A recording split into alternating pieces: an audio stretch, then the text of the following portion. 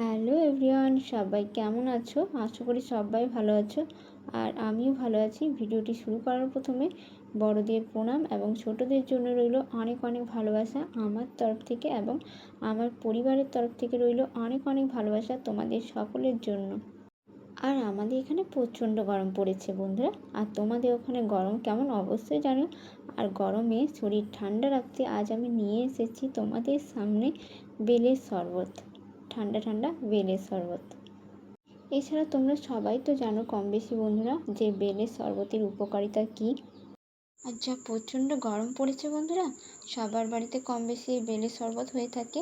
চলো আমি কিভাবে বেলের শরবত রেডি করছি সেটাই তোমাদের সাথে শেয়ার করব। আর এই বেলের বহুগুণ উপকারিতা রয়েছে। চলো তাহলে মূল ভিডিওতে আসা যাক। আমি কিভাবে সহজ উপায়ে বেলের শরবত রেডি করছি সেটাই তোমাদের সাথে শেয়ার করব। ভালো লাগলে লাইক কমেন্ট শেয়ারের পাশাপাশি চ্যানেলটি সাবস্ক্রাইব করে পাশে থেকো। আমি প্রথমে বেলটাকে ভালোভাবে ধুয়ে নিয়ে এসেছি। তারপর দেখো মেঝের মধ্যে ফাটিয়ে নিয়েছি। মেঝের মধ্যে ফাটাটা তোমাদেরকে দেখালাম না, ফাটিয়ে নিয়েছি। তারপর হচ্ছে বেলের দেখো বেলের মাংসটা বের করে নেব, আর হচ্ছে আঁশগুলো ফেলে দেব আমি। আর এই বেলের মাংসটি আমি চামচের দ্বারা বের করে নিয়েছি। ভালোভাবে তোমরাও এইভাবে বের করে নেবে। আমি চামচের দ্বারা যে বের করলাম সেটাও তোমাদেরকে দেখালাম না। যতটা পরিমাণ শরবত হবে সেই পরিমাণ মতো আমি জল দিয়ে দেব। তারপর ভালোভাবে ঘেঁটে নেব হাতের সাহায্যে। এরপর দেখো বন্ধুরা ভালোভাবে ঘেঁটে নিয়েছি। আর একটা চামচের সাহায্যে, কাঁটা চামচের সাহায্যে আঁশগুলো আমি ফেলে দিচ্ছি। এভাবে তোমরাও হচ্ছে আঁশগুলো ফেলে দেবে। আমি তো কাঁটা চামচের সাহায্যে আঁশগুলো ফেলে দিলাম বন্ধুরা। তোমরাও কাঁটা চামচ বা হাত ব্যবহার করতে পারো। আমি হাত ব্যবহার করলাম না বারবার, সেই জন্য কাঁটা চামচ ব্যবহার করলাম। তারপর এই শরবতের মধ্যে অনেক কিছু দেওয়ার বাকি আছে, স্টেপ বাই স্টেপ তোমাদেরকে দেখিয়ে দেব। বেশ ভালোই গরম পড়েছে আর বাজারে বেশ বেলের আমদানি এখন। বেলের শরবত শুধু যে গ্রীষ্মকালেই ভালো লাগে তা নয়, যে কোনো সময়েই ভালো লাগে, কিন্তু একটু গ্রীষ্মকালে একটু আলাদা স্বাদ পাওয়া যায় আর আলাদা শান্তি পাওয়া যায় বেলের শরবত খেলে। গ্রীষ্মকালে দুপুরে যদি আর্জেন্ট কোনো কাজের জন্য তোমরা বাইরে বেরিয়েছো আর বাড়ি এসে দেখো যদি এরকম ঠান্ডা ঠান্ডা হাতের কাছে বেলের শরবত, তাহলে তার কোনো কথাই হবে না। তারপর আমি কয়েক টুকরো বরফ দিয়ে দিব বন্ধুরা এর মধ্যে, যাতে একটু ঠান্ডা হয় আর খেতেও ভালো লাগে। আর গরমকালে তো আমাদের ঠান্ডাটাই বেশি প্রয়োজন। যতই ঠান্ডা খাই না কেন তেষ্টা যেন আর মরেই না। এরপর আমি দিয়ে দেব সুগার। যে যে পরিমাণ মিষ্টি খাও সে পরিমাণ মিষ্টিটা ব্যবহার করো। এরপর আমি হালকা চিনি অ্যাড করব, কারণ পাকা বেল আর বেলটা একটু মিষ্টি ছিল, সে কারণে আমি হালকা চিনি ব্যবহার করব। এদিকে বরফের টুকরোগুলো গলতে একটু দেরি হবে, আর যখন আমি খাবো মনে হয় গলে যাবে আপাতত। আর তারপর তোমাদের দাদাভাইয়ের জন্য অর্ধেকটা তুলে রাখবো ফ্রিজের মধ্যে। এরপর আমি স্বাদ মতো লবণ অ্যাড করব। লবণ অ্যাড করার পর সব কিছু মোটামুটি দেওয়া হয়ে গেছে। লাস্টে হচ্ছে একটা জিনিসই বাকি থাকবে দিতে, সেটাও তোমাদেরকে দেখাবো। লবণ দিয়ে আমি ভালোভাবে আবার ঘেঁটে নেব বন্ধুরা। একটা চামচের সাহায্যে, আমি কাঁটা চামচের সাহায্যে আমি পুরো ঘেঁটে নিচ্ছি ভালোভাবে। আমি কাঁটা চামচটা কেন ব্যবহার করছি জানো তো বন্ধুরা, কারণ ওই যে বেলের মধ্যে যে আঁশগুলো থাকে, এই যে কাঁটা চামচের সাহায্যে সহজেই উঠে যাবে, সেই জন্য কাঁটা চামচটা ব্যবহার করছি।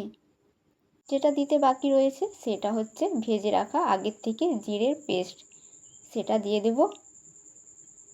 আরও স্বাদ বেড়ে যাবে, বেলের শরবতটা খেতেও সুন্দর লাগবে। আমার এই ভিডিওটি এখন শেষের পর্যায়ে।